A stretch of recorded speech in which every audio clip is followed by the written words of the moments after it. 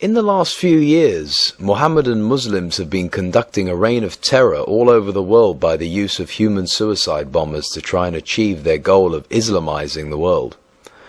The so-called shaheeds, martyrs, have been promised by their mullahs, or so-called religious leaders, that they would end up in Muhammad's version of paradise, with sexual, sensual, and carnal pleasures for eternity.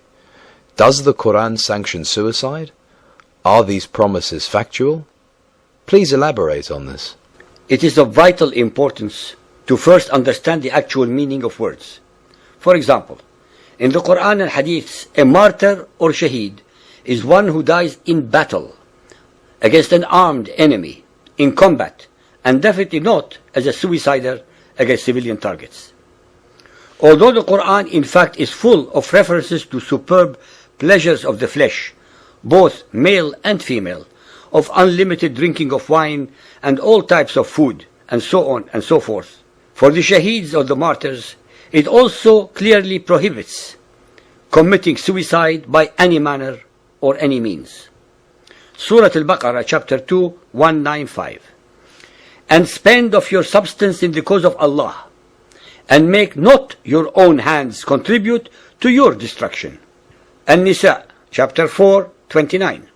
O ye who believe, eat not up your property among yourselves in vanities, but let there be amongst you traffic and trade by mutual goodwill. Nor kill or destroy yourselves. وَلَا تَقْتُلُوا أَنفُسَكُمْ. For verily Allah hath been to you most merciful.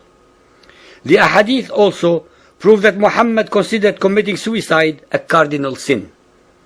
Despite the Quran's and Muhammad's prohibitions, Muhammadan scholars are justifying acts of wanton murder by suicide bombings and hijackings as true to Islam.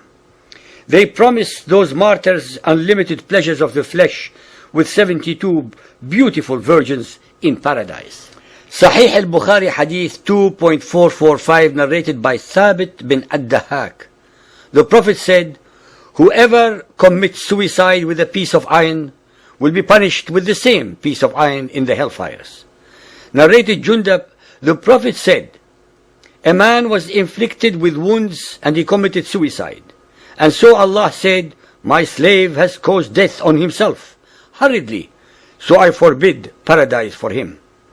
Sahih al-Bukhari Hadith 2.446, narrated by Abu Huraira. The Prophet said, he who commits suicide by throttling shall keep on throttling himself in the hellfire forever.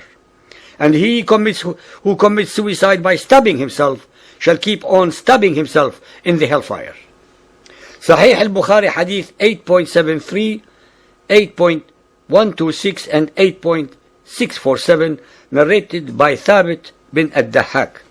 And if somebody commits suicide with anything in this world, he will be tortured with that very thing on the day of resurrection. Hadith Qudsi Hadith 28. There was amongst those before you a man who had a wound. He was in such anguish that he took a knife and made with it a cut in his hand. And the blood did not cease to flow till he died.